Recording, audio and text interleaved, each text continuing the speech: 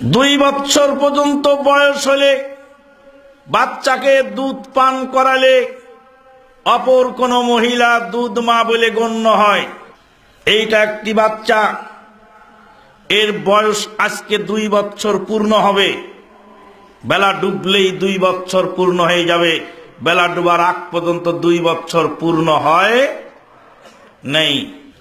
বেলা ডুবার আগে যদি যে কোনো মহিলা এই বাচ্চাটাকে 5 বার দুধ পান করায়, তাহলে ওই মহিলা ওই বাচ্চার জন্য দুধ মা সাব্যস্ত হলো, আর ওই বাচ্চাটা ওই মহিলার জন্য দুধ সন্তান সাব্যস্ত হলো।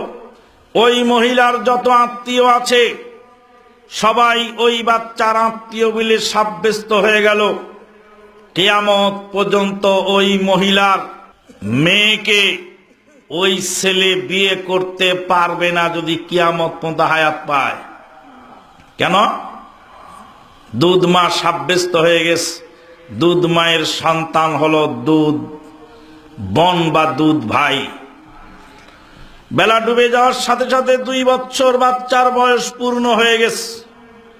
এবার 2 বছর পূর্ণ হওয়ার পরে কোন মহিলা যদি সেই বাচ্চাকে 50,000 বার দুধ পান করায়, তবে দুধ মা সাব্যস্ত হবে না।